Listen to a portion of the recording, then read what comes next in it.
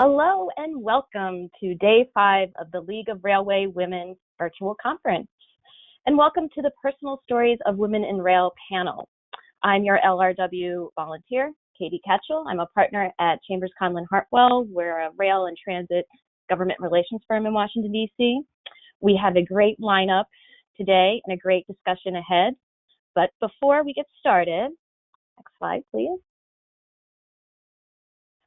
A few housekeeping items. If your audio is not working, check your speakers, but also you can get a dial-in number that you find on the control panel under telephone, and that's how you can get the audio through your phone. Now, for audience participation, GoToWebinar has the audience muted, so the audience is all muted, but we welcome your questions, so please use the question box in your panel. Next slide, please. Lastly, before we get started, here's LRW's Code of Conduct. Really goes without saying, but please be respectful. And if you have any issues, please email Patricia. Next slide. Okay, now the events that you've all been waiting for. Among my favorite colleagues in the Washington, D.C. area, well, frankly, all the panelists are my favorite colleagues, is your moderator, Elsa von Dobeneck. Please. Next slide. Elsa is with Watco Companies, where she is Assistant VP of Government Relations. Next slide. Also on the panel is Andrea Waldout-Meathold from CN, where she is Director of U.S. Government Affairs. Next slide. And also on the panel is Ariel Gordano from CP, where she is Director of Federal and State Government Affairs. Next slide. And rounding out the panel is Marie Benton from the American Public Transportation Association, also known as APTA, and I believe they're also having a virtual conference this week. Now I will turn off my webcam, and our celebrity panelists will turn on theirs, and I will hand it off to Elsa to begin. Hi, everyone. There's Andrea. Great. I think we have everybody here. Thanks for spending your Friday afternoon with us. We're really excited to hear.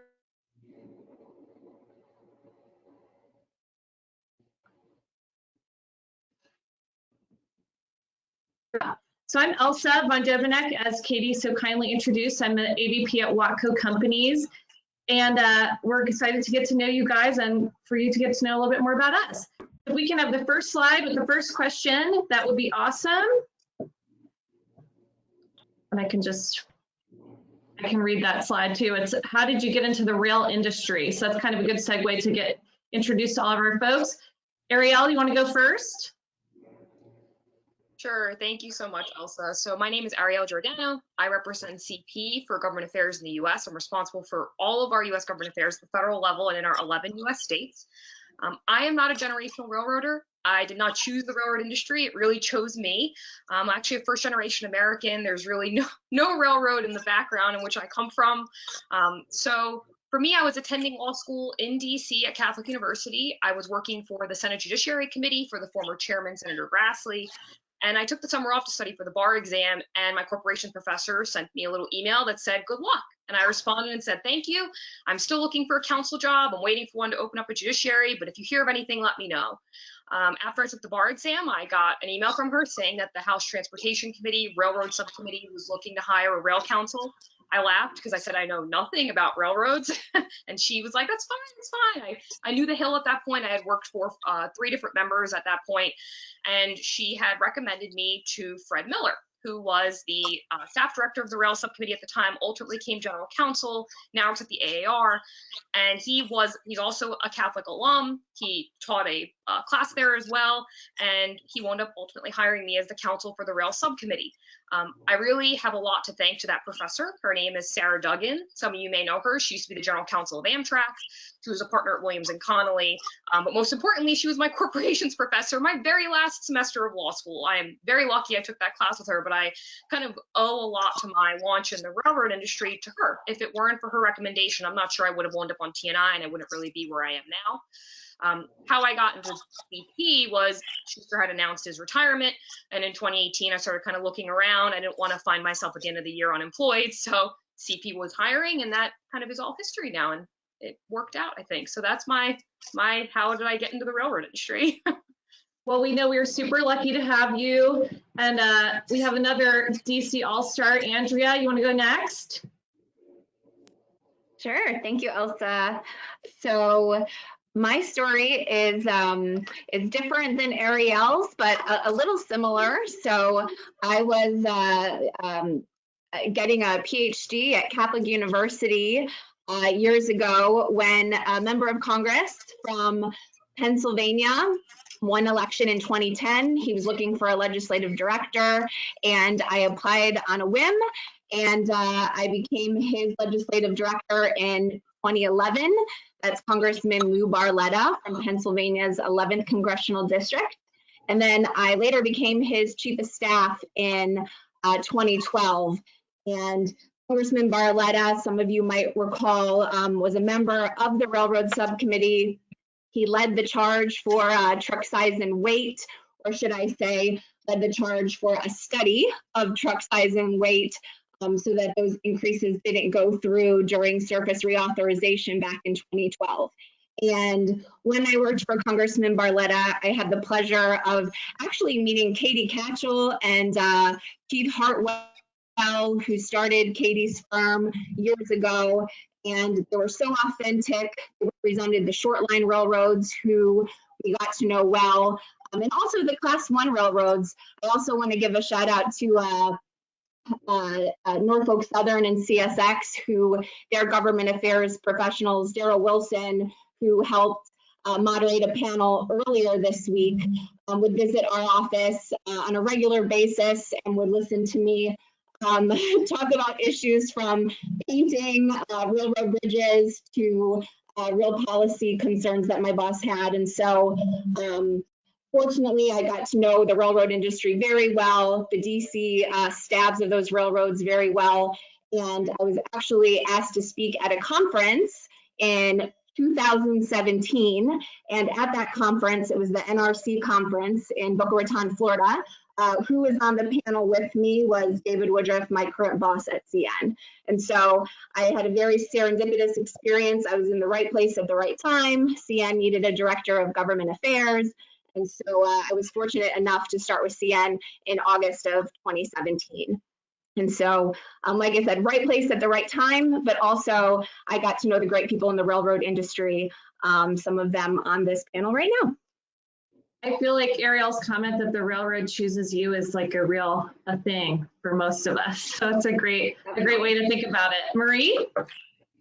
Thanks, Elsa. Well, it's really interesting to hear because I think so many of us in this industry just kind of fall into it. And that was certainly the case for me. I would say probably around 15 years ago, I was actually doing procurement for an R&D firm in San Antonio.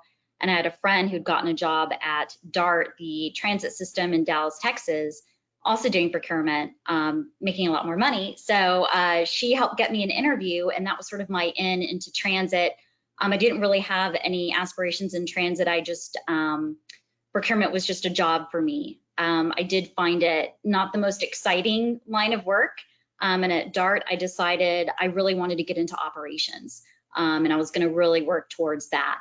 And just like I think most people in their career experience, if you're not thrilled about the work you're doing and you want to do something else, it's much easier to find something different within your existing organization because they know you, they'll take a chance on you. So if you want to make a change, it's a really safe environment to do that.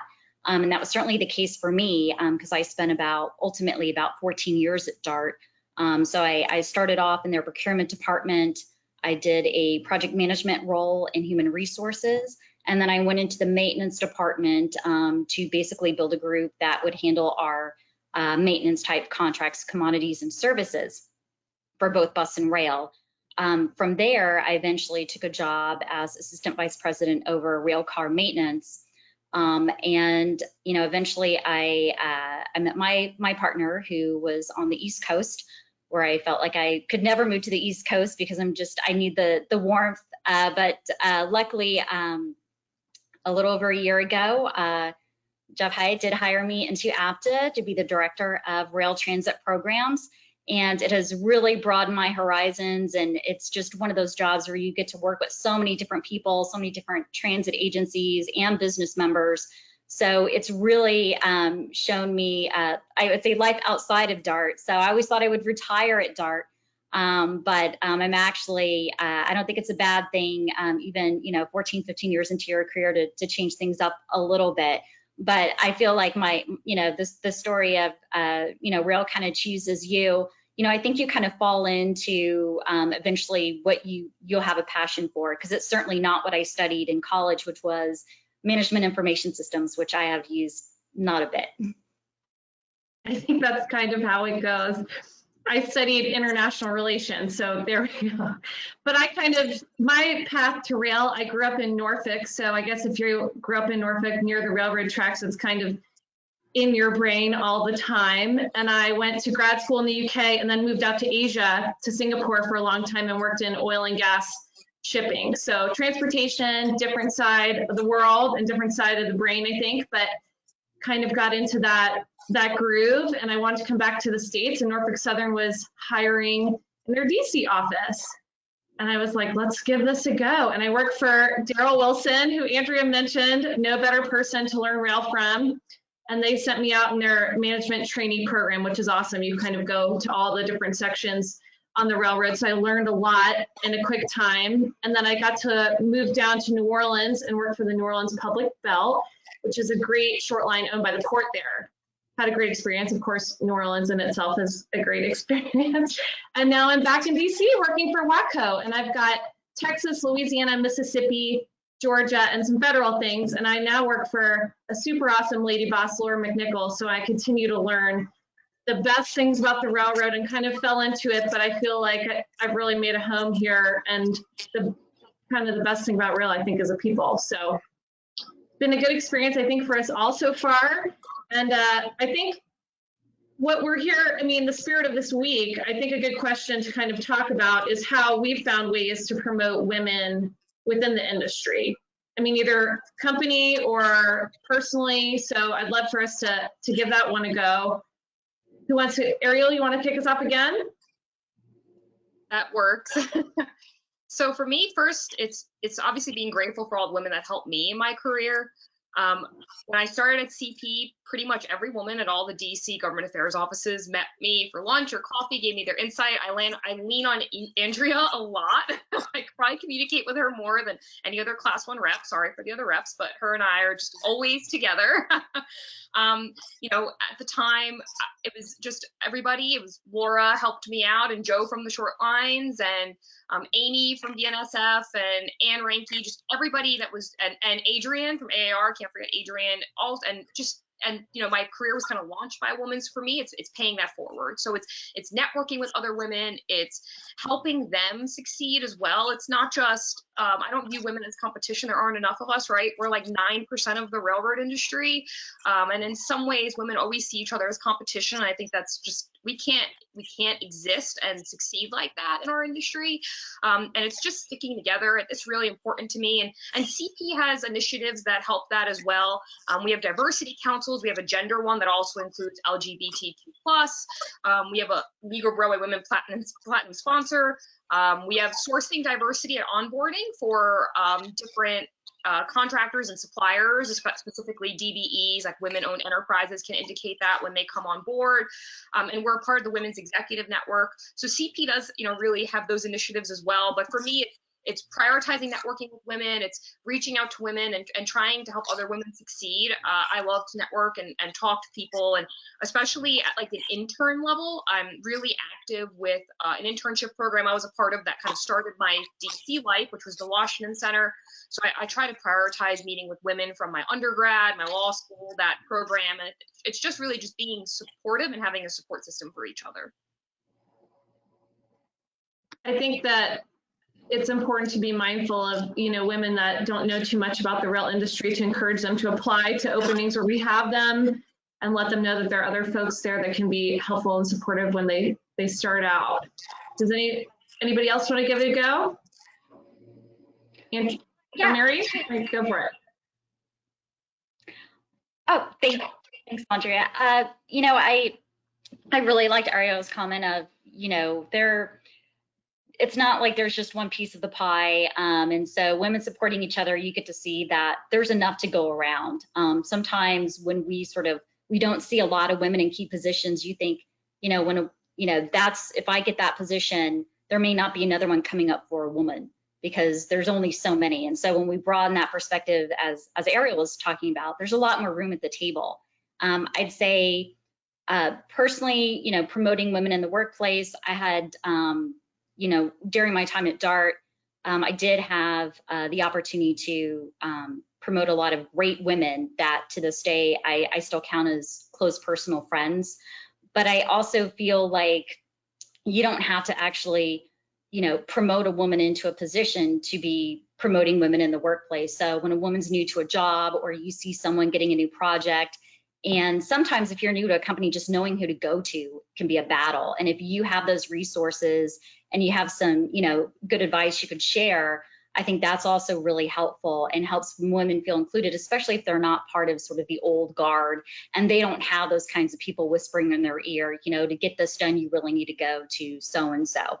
I think organizationally, DART, just like many other transit agencies, they do a lot with WBEs. And I think it's really incumbent upon us, who, they are usually your DBE group, and whatever agency you're in, they really encourage people's involvement in mixers. And I think that's so important, especially with minority vendors and women included. And some of those women friendships I've had that have been vendors with DART and actually small business vendors with DART, I've actually maintained those friendships, even going to APTA, which is great, staying in the same industry and it's all the same faces. But organizationally, I've been really lucky at APTA. They have parental leave, which, obviously I was fortunate to take advantage of that. And I wish that more transit agencies would move to that instead of only offering short-term disability. I think if you really want to encourage women in the workplace, you need to offer parental leave. And I say parental leave because men really would benefit from it as well. But I do feel like more often than not, it falls to the female to kind of carry the weight. And having a child is more than recovering from surgery. It's bonding. And I'm really happy to see that DC has moved forward with their DC paid leave. I believe it was in July of this year, actually. So they have set up a fund where I think 50 employees is the limit, or the base limit where you'd put in for the fund, and your employee then could apply for that leave. And I think that goes a long way. And I like to see more cities do that. And just an extra protection. And again, it's parental leave. It's also family leave. So it's more than parental leave that they're offering. But I'd really like to see cities do more of that. And that kind of brings everyone into the fold. That's a great point. And I know balancing family and that time off after you have a child is a big hurdle for some folks. Andrea, do you want to go? Sure. Sure, and I echo Marie and Ariel's comments. Networking is so important, and we all help each other on this panel and in the rail industry as a whole. So it is nice and refreshing to have you all as friends and colleagues. But just something else to add, I routinely think of women who have worked with me or for me in the past on Capitol Hill and try to foster their interests. Some of them are interested in rail. And so just sitting down, hearing from them, letting them know what it's like to be a government affairs professional, for instance, within the rail industry, I think is also important. So networking with our current colleagues, but then also thinking ahead to the next generation and fostering those next generation of women who might not even know that railroading is in their future. So kind of looking back to look ahead. And then I also want to mention at CN, I'm really proud to work for a company that values diversity and inclusion, and we are getting to roll out an employee resource group for women that I am hoping to help spearhead here over the next few months. And the goal is to really help break down the silos that naturally exist in an organization. Obviously, we have women leaders in operations and in sales and marketing and engineering. Some of you might know Martina Mullen, who is a rock star in our engineering department. and getting this employee resource group started so that we can start conversations and even talk about networking opportunities, such as we just became a corporate sponsor, a platinum sponsor of the League of Railway Women. And so letting women know of the organization that networking opportunities exist, and that you know, there's a whole group of women behind them, despite the function that has their back in their current career. So like I said, yeah, go ahead. No, I was going to say, go I'm ahead. definitely a product of those leaders from the generation before of railroaders. I mean, I've benefited so much from those folks like Laura, who has taken me under her wing and shown me the way and made a conscientious effort to do that when I was a lot younger. So I definitely appreciate that. And whenever I see folks that are interested in rail, like y'all said, at least just, you know, building that relationship in the beginning of their career, I think will hopefully be helpful to them down the road. And I've been really impressed by seeing all of y'all and other folks out in the field that are just like being pioneers in their different jobs and really spearheading new women's groups. I know Norfolk Southern, to mention again, they have Women in NS, WINS they call it, that I was pretty involved with, and they were really, really wonderful group. And most of the railroads have something like that, or developing some sort of strategy for folks to get to know each other. And I think it's really exciting the direction we're headed. I feel like I see a lot more women joining the rail all the time, so that's great. I think that's okay. This is probably the most fun question, so let's go for it. Describe your best rail experience.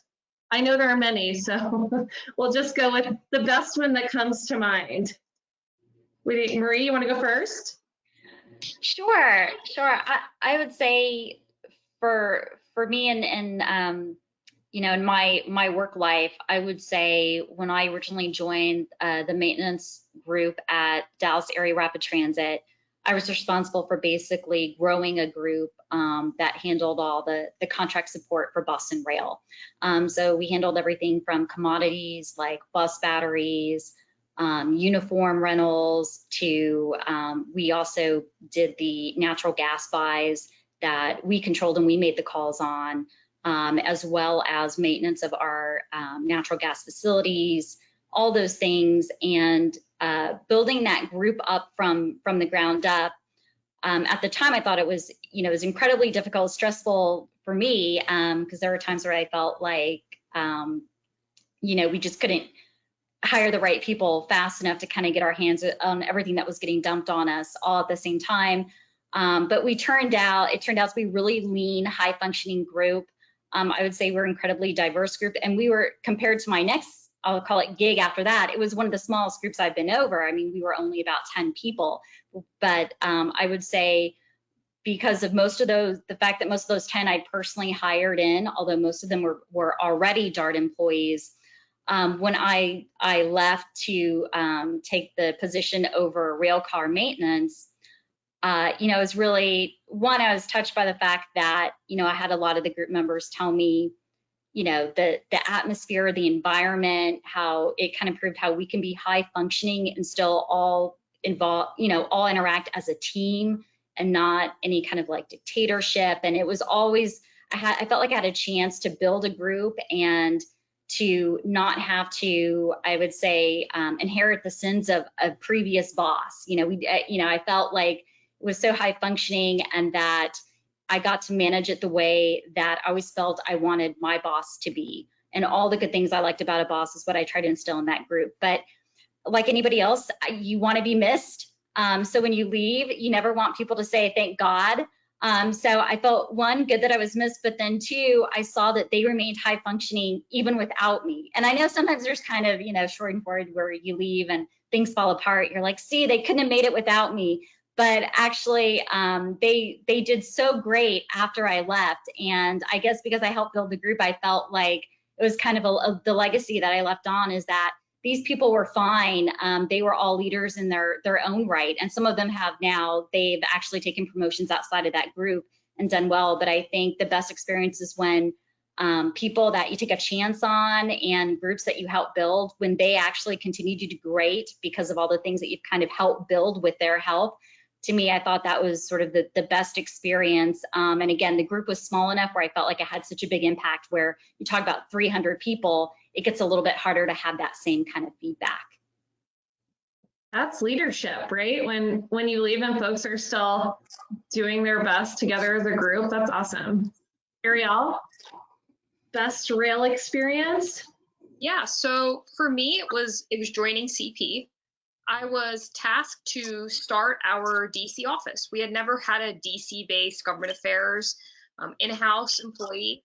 So for me, it was having the creative ability and the runway to determine kind of how I thought we should approach government affairs in DC, how to build our presence here.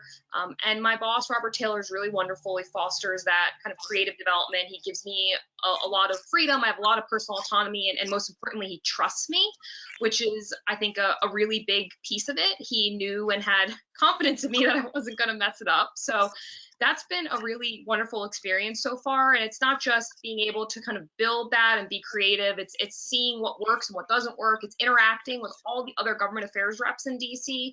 There's not that many of us, so it's pretty easy to figure out kind of in the rail industry who your kind of strongest allies are. Obviously, I mentioned Andrea because I bug her a whole lot.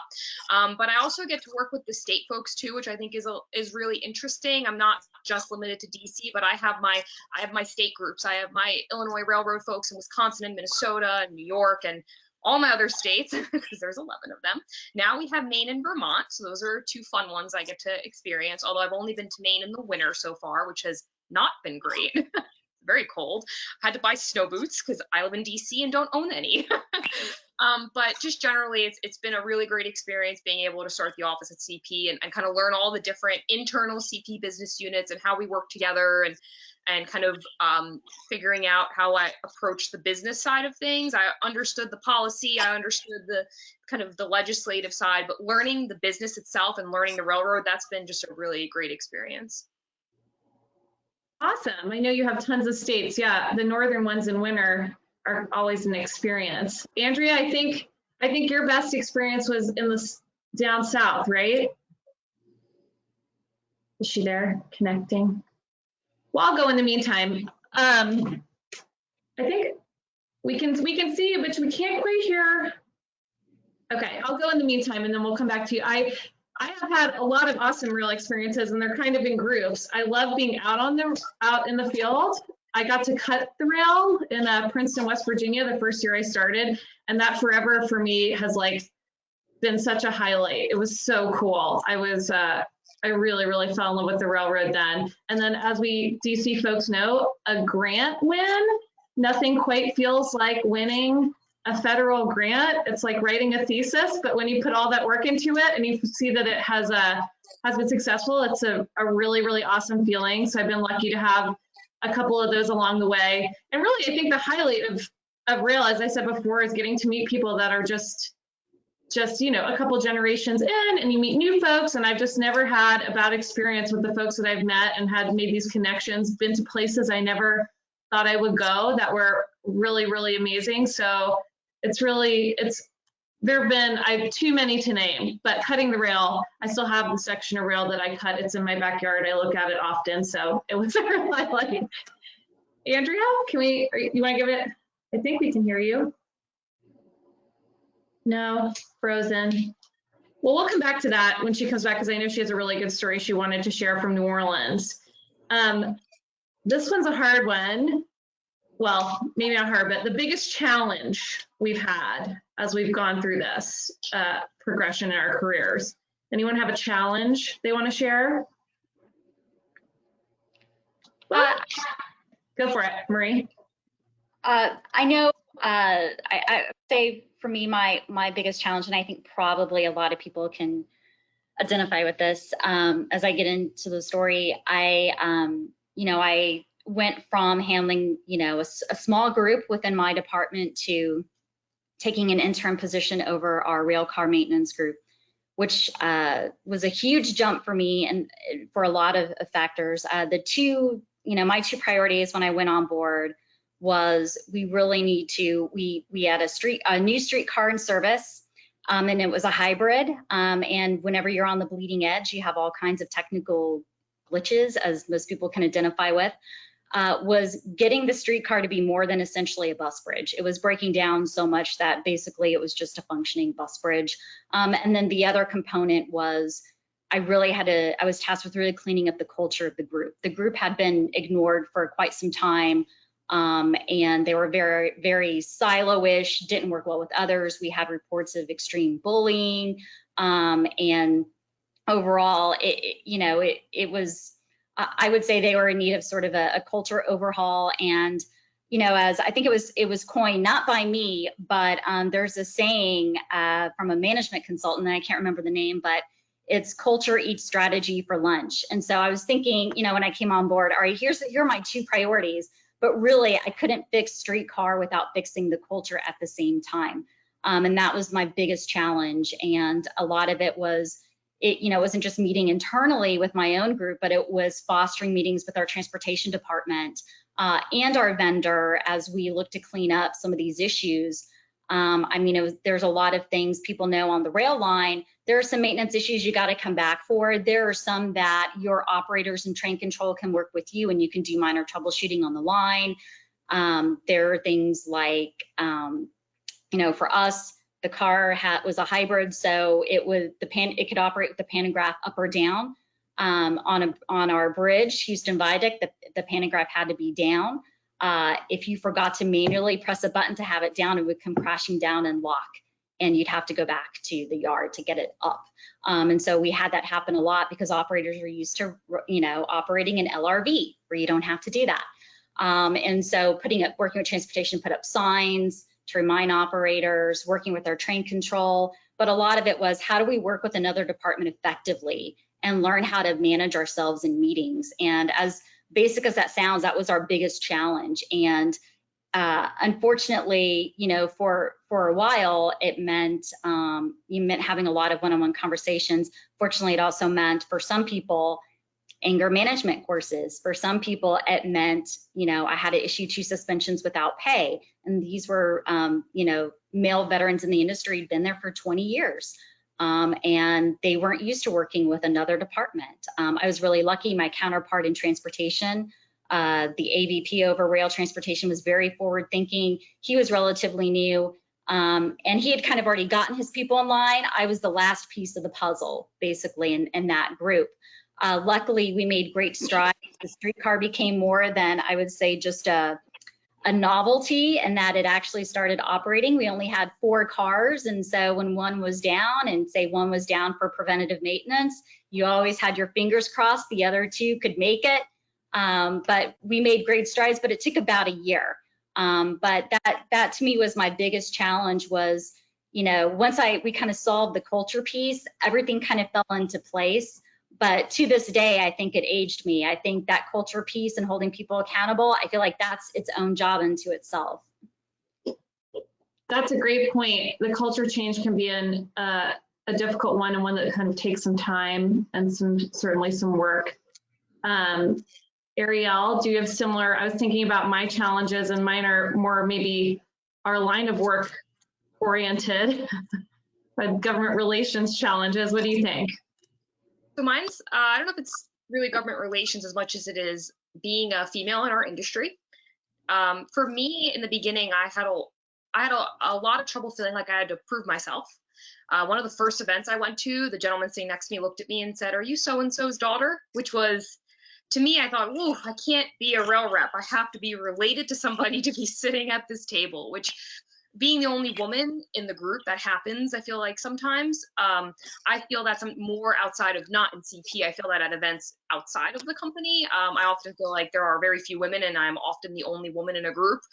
And for me, I feel like as a gender, we have to prove ourselves a little more in our industry. And that seems to be a big challenge for me, especially that I'm young and I feel like I look young. And that does not help the situation.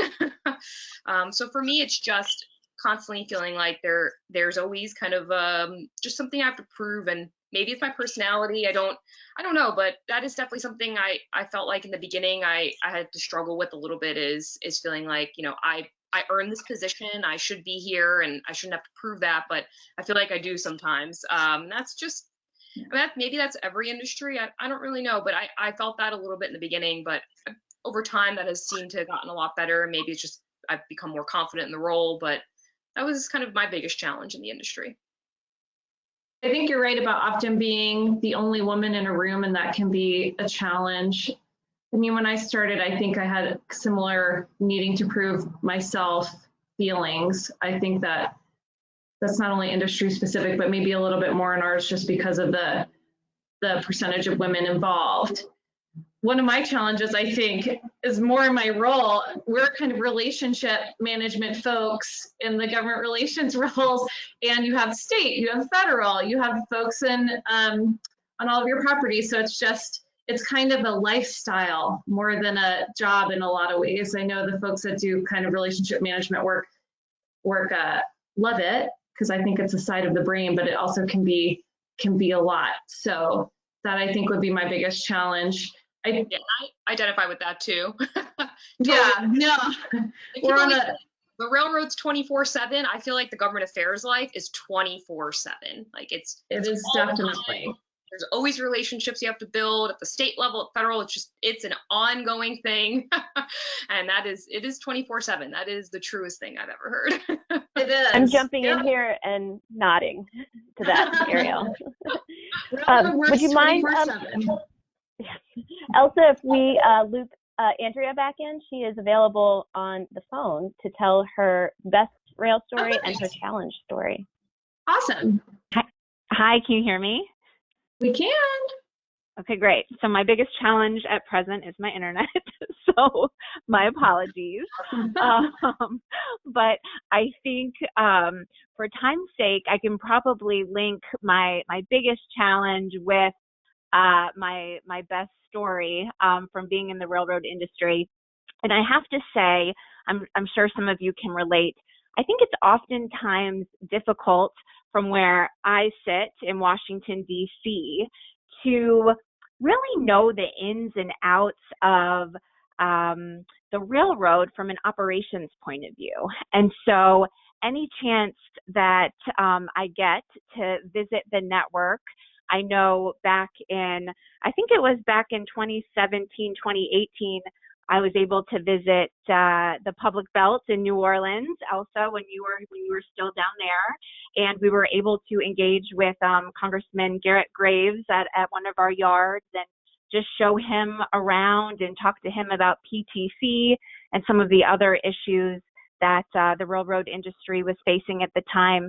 And I think just getting back to the network, whether it's New Orleans, I visited Memphis a few times, Detroit, Michigan, Toledo, Ohio. You just get to learn so much more about your colleagues in operations and what their day looks like. And I think those experiences that I've had have been really tremendous in helping me understand what it is that I'm talking about every day to lawmakers. And so it really makes my job more authentic. And so while geography is a challenge, while the fact that I've never been a conductor or an engineer personally is a challenge, I think just getting out to the network and making those connections is really invaluable. So just tying those two questions together. Yeah, I think any time that we get out on the system is well worth it. And I've found out in our work with the railroad that when you put them on a locomotive and you show them a railroad, there's so much nostalgia connected to it. Like often from childhood, they loved railroads, and like you have fans for life the second you get somebody out on a property. So I think that's the best way to spread our message and to keep ourselves connected. I have what's the best advice you've been given? I guess you can do in your career, right? Or should we do the railroad? Either one. Anyone? Good advice?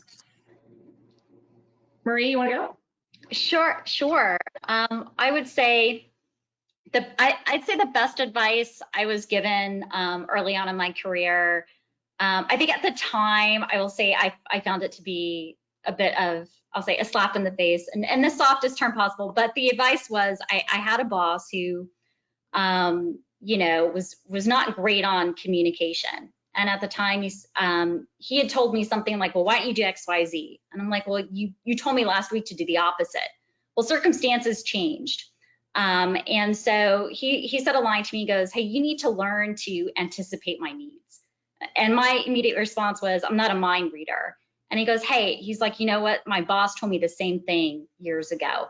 And, you know, I really thought about it. And part of me with my chip on my shoulder was, I'm the highest functioning person you have in this group. So I don't know why you're, you know, busting me.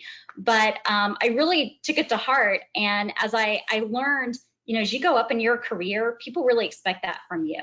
I mean, you're going to have leaders who have sort of these ephemeral ideas and they know what they want to see, but they don't know how to get there. And sometimes they don't even know how to fully verbalize it.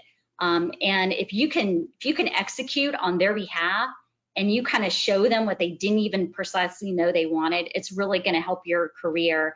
And my sort of roundabout way of getting to that is years later, my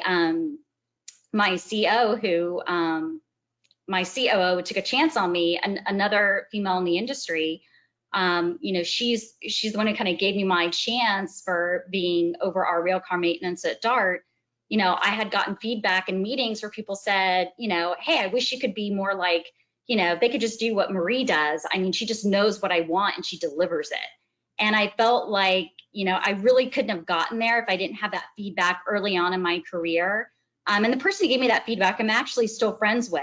And they've since moved on a long time ago, but it was probably one, I felt it was hard advice to take. And I think because my job previously, I was micromanaged so much where I wasn't really allowed to do things that I wasn't explicitly told to. And so getting out of that mindset and building on that has really helped me in my career. But I would say that's the best advice I've been given that's really helped me, especially as you move up and everybody knows, as soon as you have a new CEO or a new immediate executive leader, their vision's going to be different than the previous one, and it's your job to really figure that out. That's a good one. We have, after we do our best advice, we have a couple questions from the audience. So we'll do, Ariel, do you have a best advice you've been given? Yeah, so for government affairs, I was told pretty early on, just even when I was working on the Hill, that your reputation is everything. Don't burn bridges with people. That is something that I have paid very close attention to. I am, I say passionate, but probably a little aggressive. I am very determined to get what I want when I want it, which sometimes can be off-putting to people, and they may not like that I am very forward. I was born in Brooklyn, New York, and raised in Jersey by a Middle Eastern mother and an Italian father, so I have a very to-the-point personality. Sometimes people don't love it. So kind of one of the, I think the best piece of advice was just don't fight with people. Do not burn bridges, especially in politics. You are on the Hill, but you're eventually going to maybe leave the Hill and have to work with both sides of the aisle, as I am now. And I think that is a good piece of advice that whenever I speak to kind of interns that are looking to work on the Hill, I always tell them, do not make that person that lives next door to you angry. Don't yell at people in traffic. Don't get mad in a meeting and say something rude or condescending, because all of that's going to come back to you. And DC is a very small city, and our industry is even smaller within that. So that was kind of always the best piece of advice, was just your reputation's a big thing. Think about how you treat people and how you act, because it's never going to go anywhere. People will always remember that kind of negative thing that you did, and maybe not the positives. So it's just something to kind of always keep in mind. That's a good one. My mom, who is a lady boss, has always said that you are your brand. So you have to decide what your brand is and stick to that professionally and personally as best as possible. Andrea, are you still on the phone? I am. Can you still hear me? Yep. Do you have a best Great. advice for us? I do. So 2 quick pieces of advice. First, when I left Congressman Barletta's office, he always reminded us, and as some of you know, working on Capitol Hill, much like working with the railroad, are long hours, 24/7 job. But he always asked us to make sure that we had time in his schedule to laugh. And so when I left his office, he really gave me this beautiful watercolor saying that says, remember to take time to laugh. And so that's just a piece of advice I carry on. What we do, it's tough, it's serious, but at the end of the day, we need to take time to be human and to laugh. So wanted to point that out. And then also in my role as a government affairs professional, I remember Keith Hartwell told me early on that the best piece of advice that he could offer is that when you go into a congressional office and you talk about the issues facing the industry, make sure you know what you're saying. Make sure you know your railroad frontwards and backwards. And if you don't know the answer, get back to that staffer as soon as possible with the accurate answer, because being authentic, being true to your brand, as some of you mentioned, is of the utmost importance. So two pieces of advice there. Those are great ones, and especially in 2020, a sense of humor is necessary for us this year. I think that's great advice. There are 3 audience questions, so I'll read out the first one and then we can kind of tackle them. Senator Tammy Duckworth is a leader for family issues in the workplace. Her sponsorship of the Friendly Airports for Mothers Act, FAM Act, helped passengers and airport employees find private spaces for pumping and feeding. 2 questions. Have any of the working moms out there found challenges at workplaces or in the field sites meeting their breastfeeding goals? Secondly, do the panelists foresee any federal or state legislation forthcoming which would mandate further lactation accommodations beyond the existing FLSA regulations, not only for rail passengers, but for all women in rail operations or back of house privacy spaces? I'm going to hand that one to any of the moms out there because I don't know if I can. No, mom. Yeah, I'm happy to hop in if you can still hear me. Okay. Go for it, Andrea. I have 2 little boys, and I had my second child shortly after starting with CN, and I have to say I understand that finding pumping locations, whether it's an airport or in the House and Senate office buildings, made me really nervous kind of when I went back to work. And I think I took about 12 weeks off, and CN was great with my time off. I know it's quite different up in Canada. My colleagues take almost a year off, I believe, but still, CN was great. And I have to say, I was really pleasantly surprised by the accommodations on the House and Senate side. And in the New Orleans airport, when I mentioned that trip down to the public belt and to New Orleans back in, I think it was 2018, they had a pumping station or a pumping room, I should say, in the New Orleans airport. So do I think there's more that needs to be done? Definitely at the federal level. But I think we can all speak personally, those who have been in your shoes to the person who's asking the question, and definitely more can be done.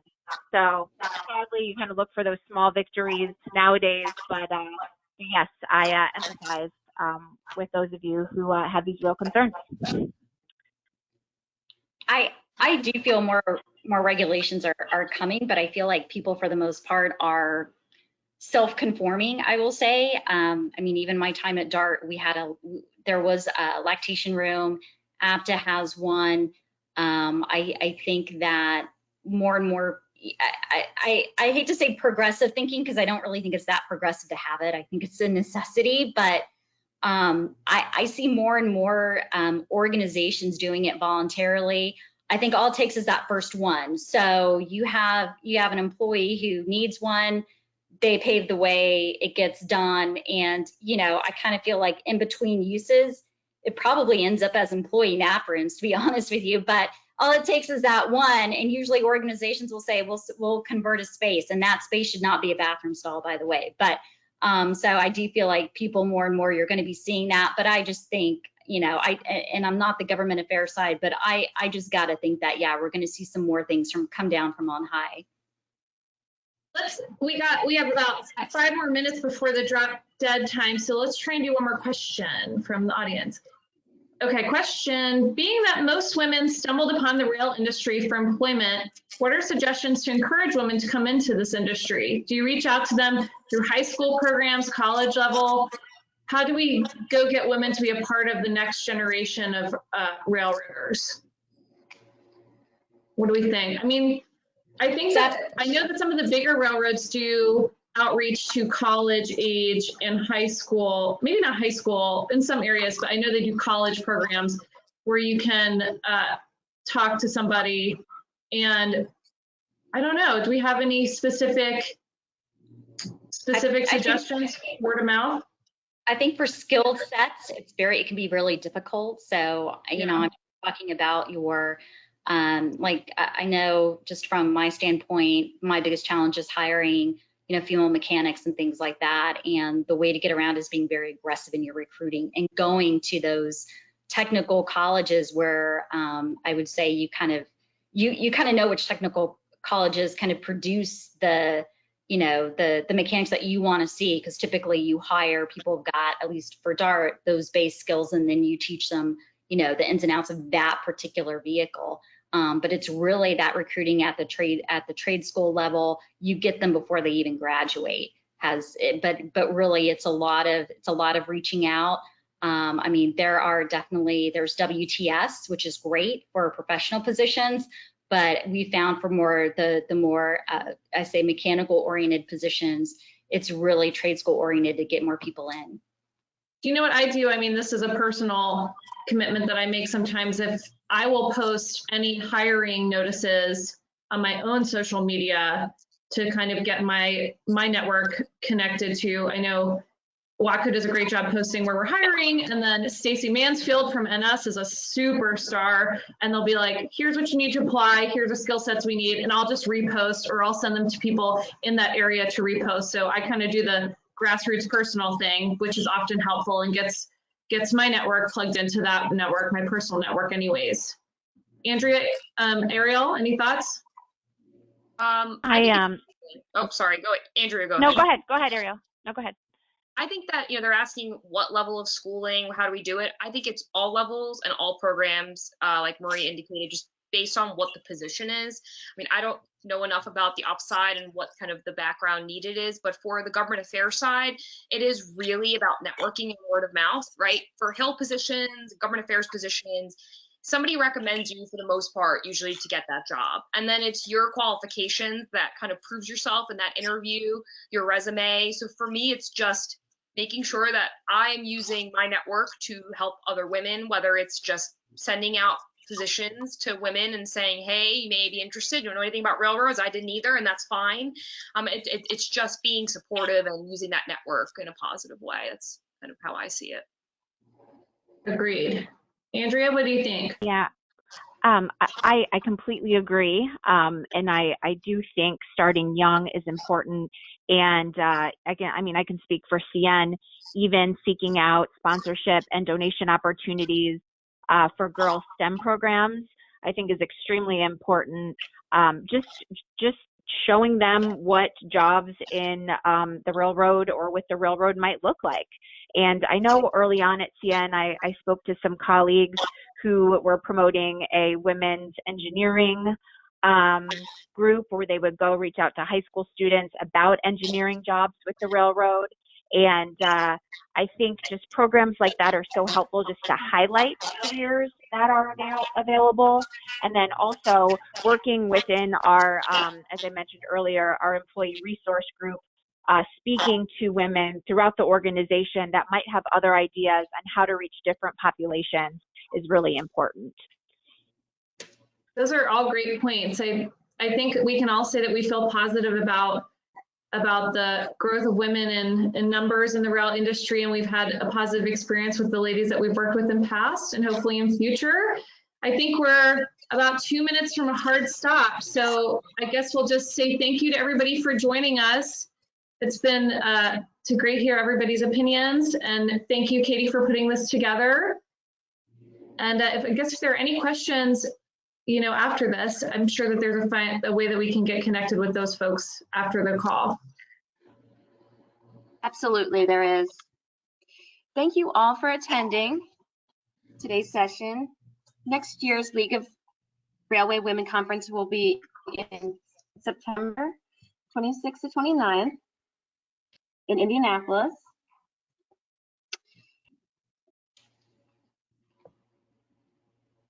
Oh, I think the audio's. I'm going to jump in. This is Amanda.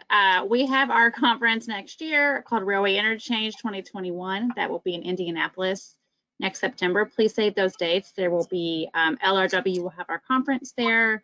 There will be lots of exhibits and other opportunities. So more information to follow. But as I always say, please come and don't be bashful about asking your employers if you can go, because it's important to network and meet other people. And I think we're all going to be desperate to see other people by next September. So please keep that in mind. And I believe that the final slide is for our sponsor. We have a membership meeting. Sorry about that, November 10th. So we will let our members know about that meeting. And we hope that you will all come. We're going to talk about some of our initiatives. Some of those do include a job board to help people kind of employers access our membership. Also a conversation about how we might promote LRW and just women in the industry and jobs available in the industry. 2 women, ideally a lot younger, who are looking at those fields and thinking about what they might want to do. So please join us for that. We're interested to hear your opinion. And then finally, our corporate partners, who really are companies that sponsor our association and help us to develop.